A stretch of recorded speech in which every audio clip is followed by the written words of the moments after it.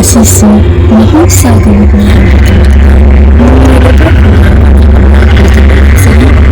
wari Ashibu habaripuna Ahanthem Lemba wari asigi mamingna hingchaba ki thawaina phajenkhrba shakhenbi phunga wari nizri mamangai matamgi warini malim asida hingchaba singna miyoibada landaratuna aikoi taibang miyoibabu malim asidagi muthatnaba hotnarai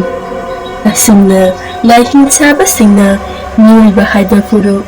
Ashibu muthatnaba hotnarakpada miyoiba maraktagi laigi sakti selaba khara thoglakpuna yamlaba hingchaba kaya Ashibu phajenkhrba hotnarami hingchaba singna yamankibana maram oiraduna hingchaba singbu phajenkhrba pak ngamlamdi mamaithangda hingchaba singbu mai ingsit nungsit amata oina hunsillaga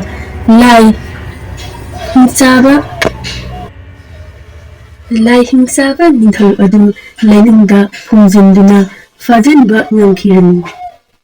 matau asimna miyoiba ki saron suronda laigi sakti sienba furup ama lingkhatkirami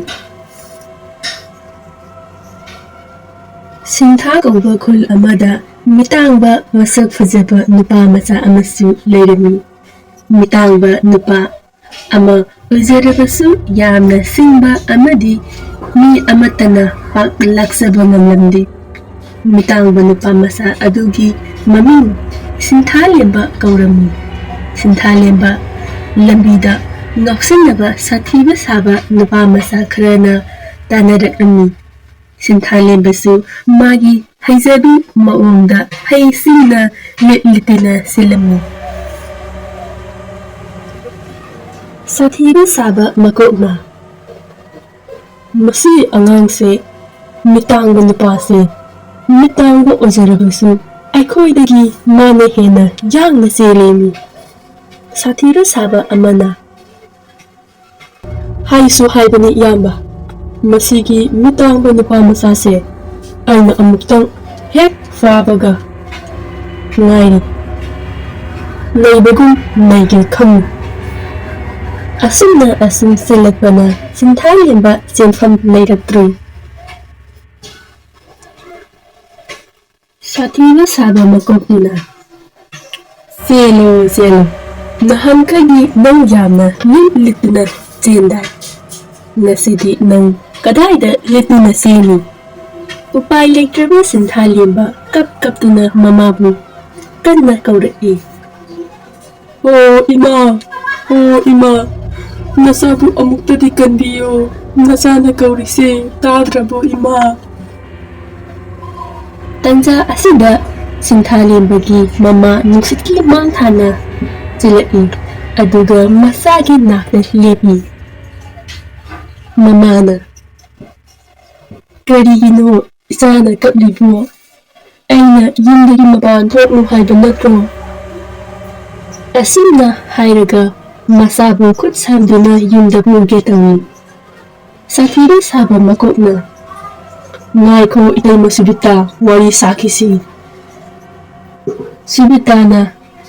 hairatliba ngaksinaba nupa masa adugi mamaida khupakna thai sibitana si oradi yarba sathiba saba nupa masana itayma aikhoise leikai asida kibada maming saibane itaymana sumaina asum tawadi kanana aikhoibu kibigani sibitana nakhoina mi ataida tawbagum aingondadi yaroi khangi noi napa namada loina haige nasase khara warau haina sathiba saba nupa macha adu tumin lei nusingba uriba makokuna sibitada makut nonjaraga hairaklami adutadi tobiganu itayma masigi wase imung manungdadi yohanbirakano Sibitana adu oradi aigi lambi thadoo ngaksinaba nupa macasingna lambi thadorai Sibitana masada wa khara hairani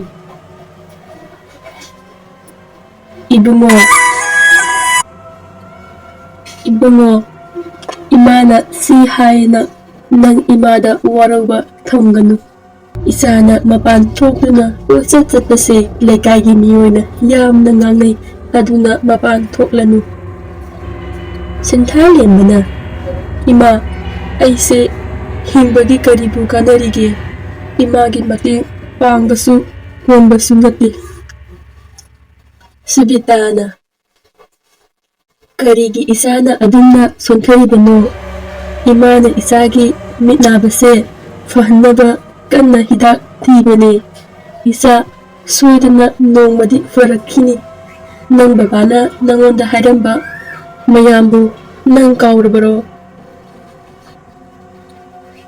Sintha lembana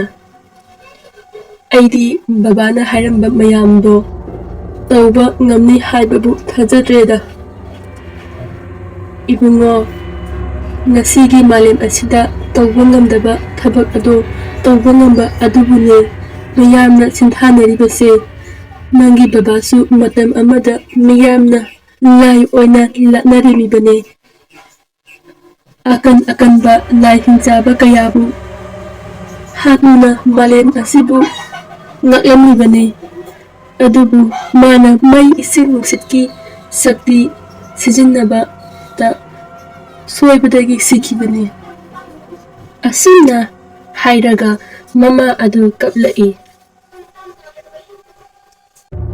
Macana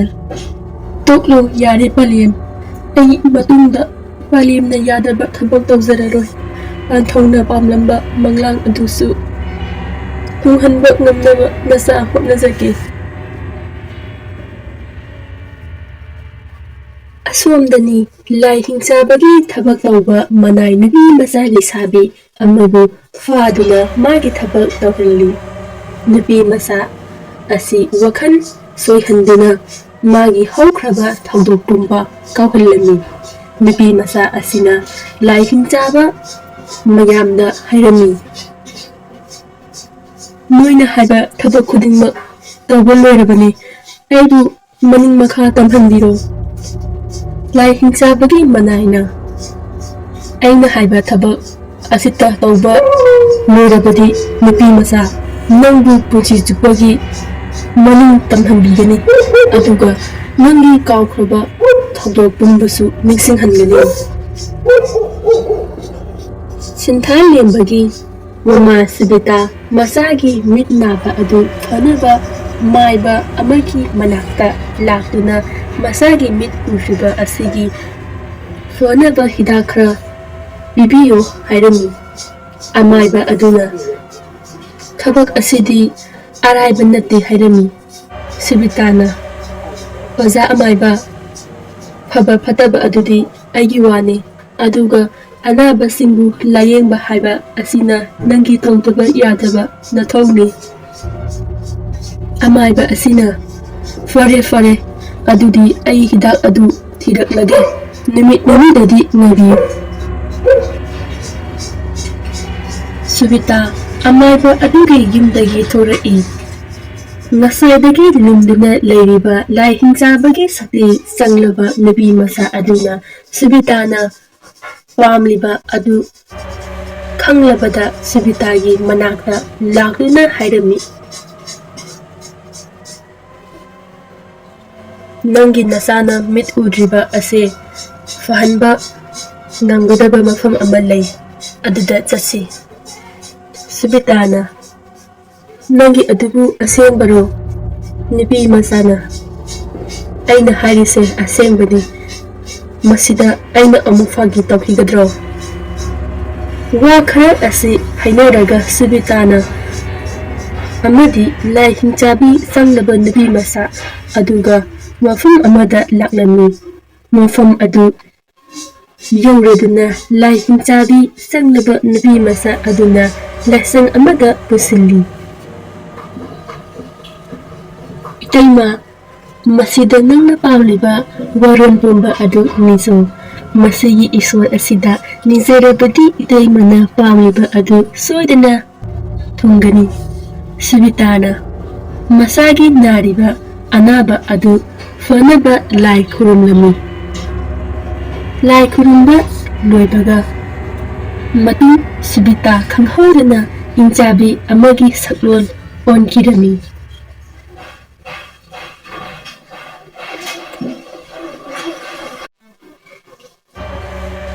Asomdana Sintha Lemba numidang wairam mamabu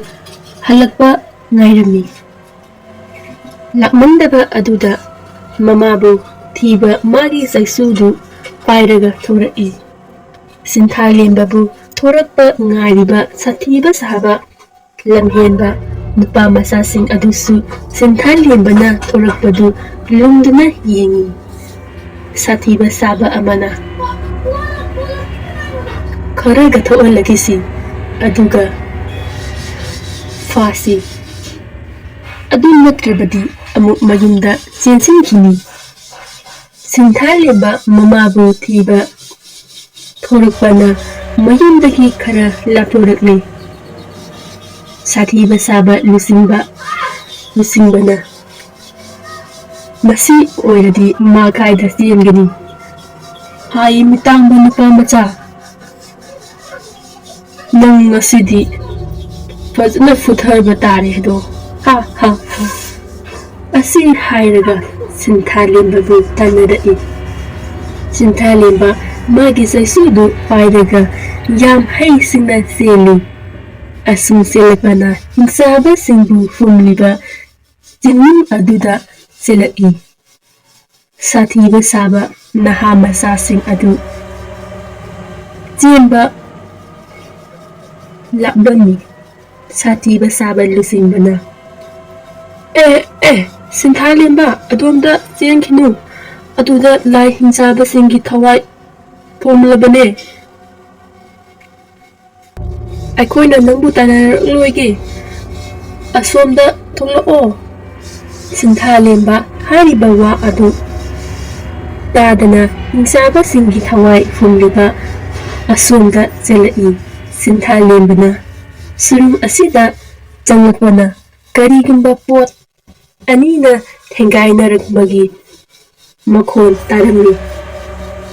Mahakna tariba makhol adugi manak jogada pot adu pairaga leibani haibase khanglami. Pot adu mahakna magi furikhawda hapsingi haina tobada khanghodana kanagumba amana mangonda khut tharai. Makhoi ani ngihakti funarani. Sintha Lembana kanano nangbu aingonda karigi khut tharaklibano. Lai hingchabi sanglaba nupi masa aduna nang pairiba pot ado aigine pot adu aingonda pirao. Sintha Lembana karigino haise kari pot no pot asidi masida leiramane matau karamna nangi kamaina oidino. Nupi masana wa yamna sangthanarakunu pot adu aingonda pirao. Sintha Lembana singnung asida leiramba posibu nangi kamaina orino. Nupi masana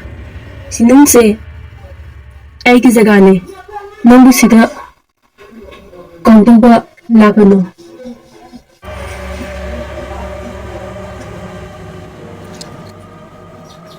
Sintha Lembana ai masida aigi ima thiba lakpane.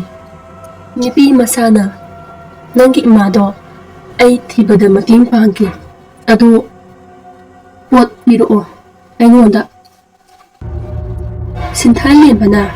ai nang thajade aduna ima hana thisi ima fanglaba matung ai pot ase nangonda pige. Tasengbadi pot ase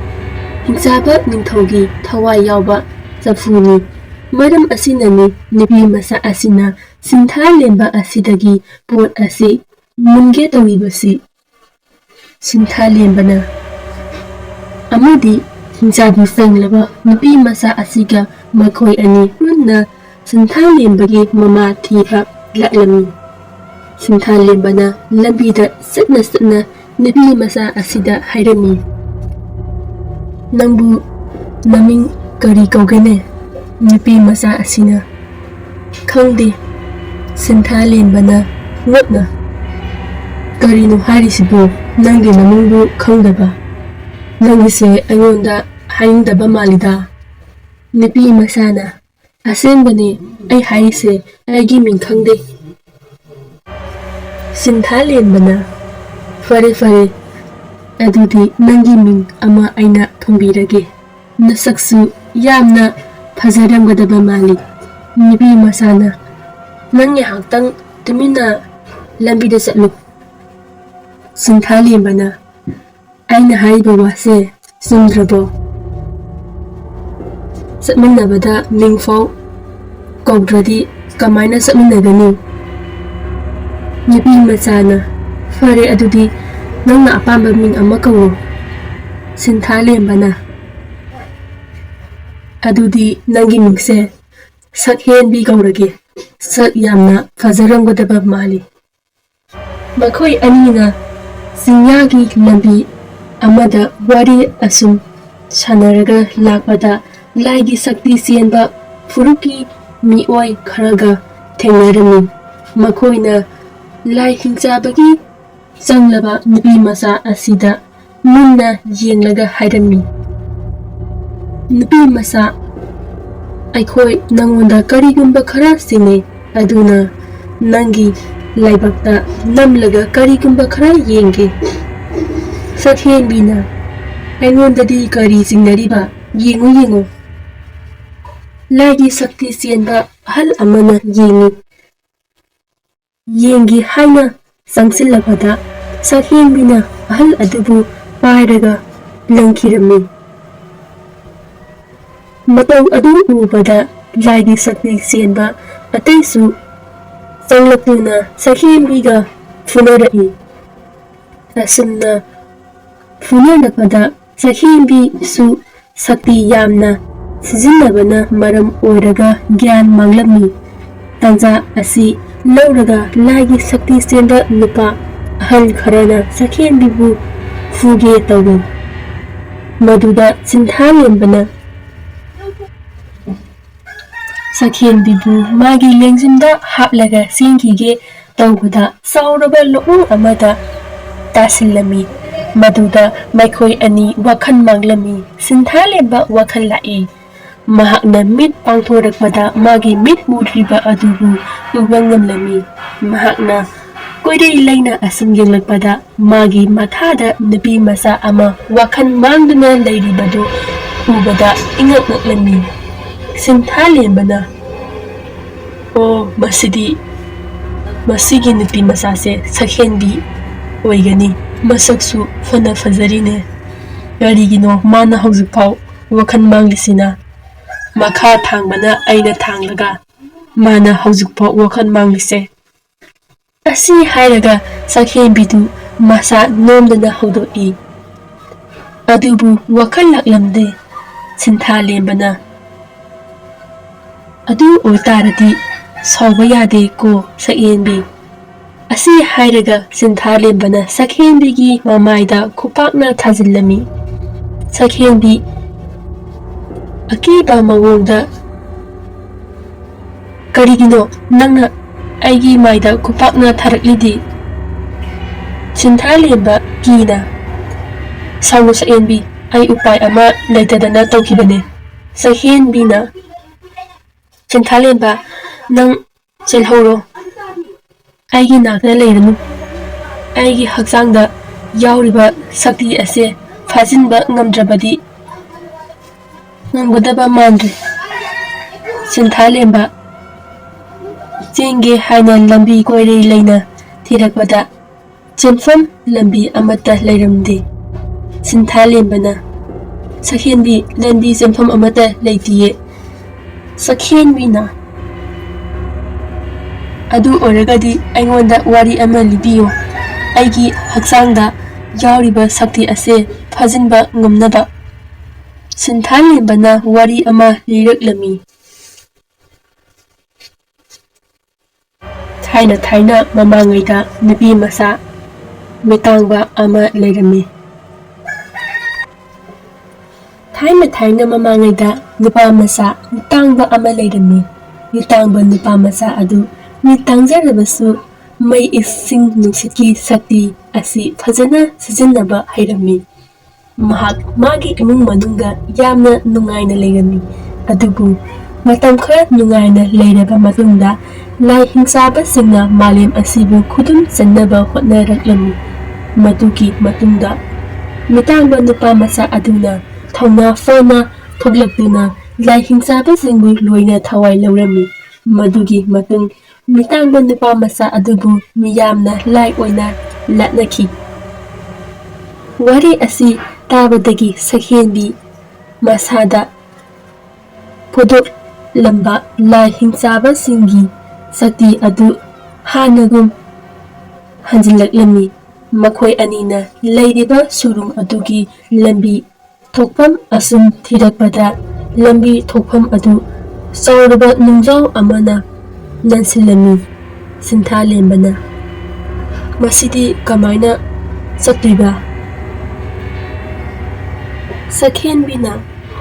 ꯅꯪ ꯅꯨꯄꯥ ꯅꯠꯇ꯭ꯔꯣ ꯅꯨꯄꯥꯅꯕꯨ ꯑꯗꯨꯛ ꯁꯣꯜꯂꯗꯤ ꯌꯥꯔꯔꯣꯏ ꯁꯤꯟꯊꯥꯂꯦꯝꯕꯅ ꯅꯨꯄꯥ ꯑꯣꯏꯔꯗꯤ ꯃꯁꯤꯒꯤ ꯅꯨꯡꯖꯥꯎ ꯑꯁꯤ ꯄꯥꯏꯔꯒ ꯂꯪꯈꯣ ꯍꯥꯏꯕ꯭ꯔꯣ ꯑꯁꯤ ꯍꯥꯏꯔꯝꯂꯒ ꯅꯨꯡꯖꯥꯎ ꯑꯁꯤꯗ ꯈꯣꯡꯄꯥꯛꯅ ꯀꯥꯎꯏ ꯂꯥꯏꯕꯛ ꯐꯕ ꯑꯃ ꯍꯥꯏꯔꯒꯅ ꯅꯨꯡꯖꯥꯎ ꯑꯁꯤ ꯃꯐꯝ ꯆꯥꯅ ꯂꯩꯔꯝꯗꯕꯅ ꯅꯨꯡꯖꯥꯎ ꯑꯗꯨ ꯆꯤꯡꯃꯥꯏꯔꯣꯝꯗ ꯑꯣꯟꯊꯈꯤ ꯅꯨꯡꯖꯥꯎ ꯑꯁꯤꯅ ꯑꯣꯟꯊꯔꯛꯄꯗ ꯃꯐꯝ ꯑꯁꯤꯗ ꯈꯨꯟꯗꯥꯔꯤ ꯆꯤꯡꯃꯤ ꯑꯃꯒꯤ ꯌꯨꯝꯗ ꯇꯥꯁꯤꯟꯗꯨꯅ ꯌꯨꯝ ꯑꯗꯨ ꯄꯨꯡꯃꯥꯡ ꯃꯥꯡꯂꯝꯃꯤ ꯂꯥꯏꯕꯛ ꯐꯕꯅ ꯌꯨꯝ ꯑꯗꯨꯗ ꯃꯤ ꯑꯃꯠꯇ ꯂꯩꯇꯕꯅ ꯑꯁꯣꯛ ꯑꯄꯟꯗꯤ ꯌꯥꯎꯔꯝꯗꯦ ꯆꯤꯡꯃꯤ ꯀꯥꯡꯂꯨꯞ ꯑꯗꯨꯅ ꯁꯤꯟꯊꯥꯂꯦꯝꯕ ꯑꯃꯗꯤ ꯁꯛꯍꯦꯟꯕꯤ ꯃꯈꯣꯏ ꯑꯅꯤ ꯐꯥꯗꯨꯅ ꯋꯥ ꯍꯪꯂꯝꯃꯤ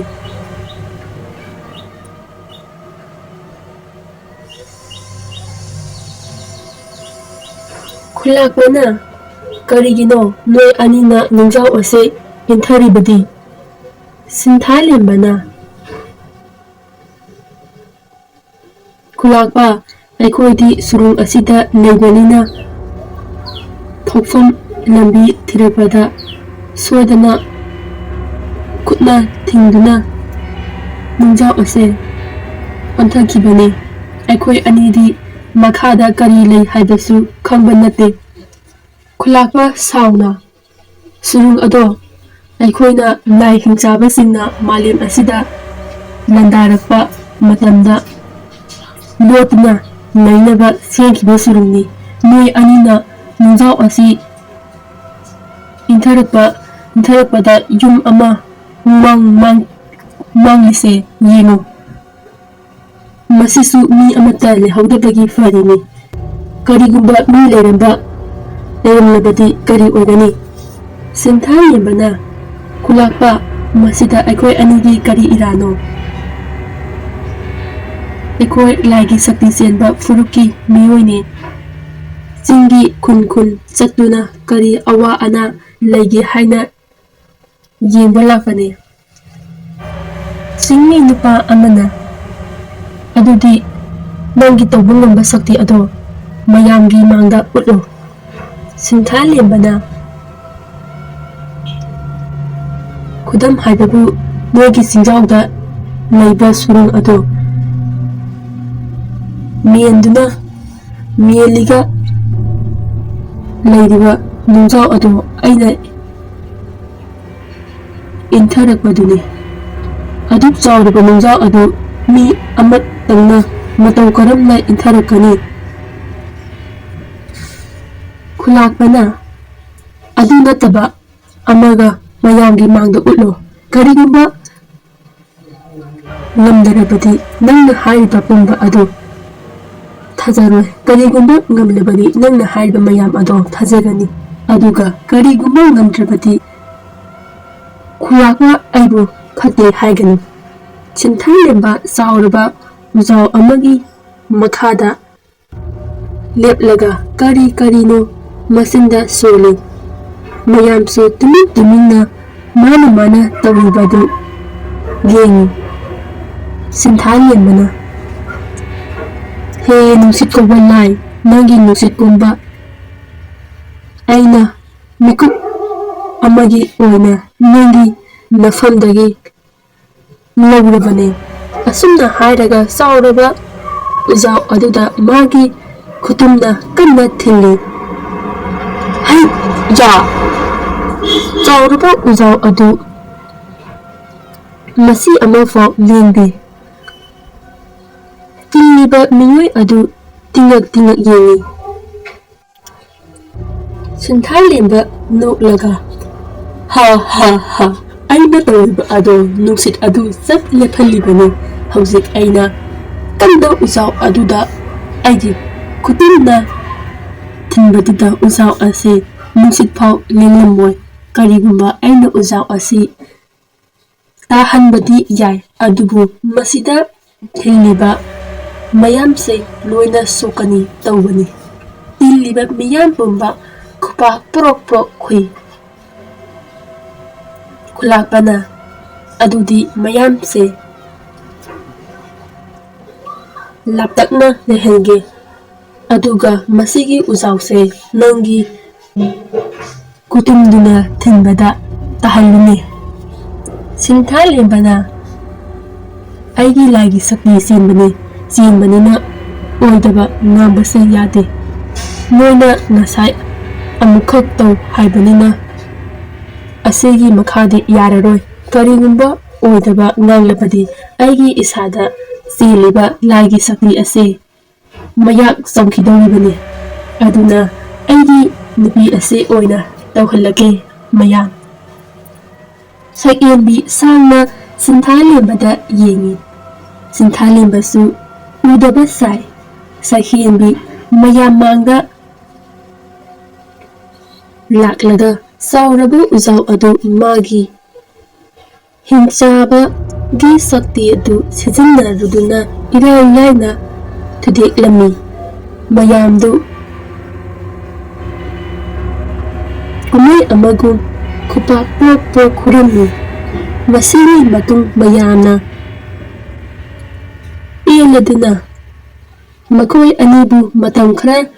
lebiko haiduna hajarami makoi adubu matam khara lehelami noma numidang amada shakhenbi magi lai hingchabagi manai amaga umangomda wari sanarami lai manai aduna kari tawre nupi masa hauzik phauba aina haikiba potu thiba phangdrabara shakhenbina ngmba potu fangle adubu potu nupa amana paiduna leiri lai manai aduna adudi nupa adu hatuklaga potu puraklo matam phjnkhrba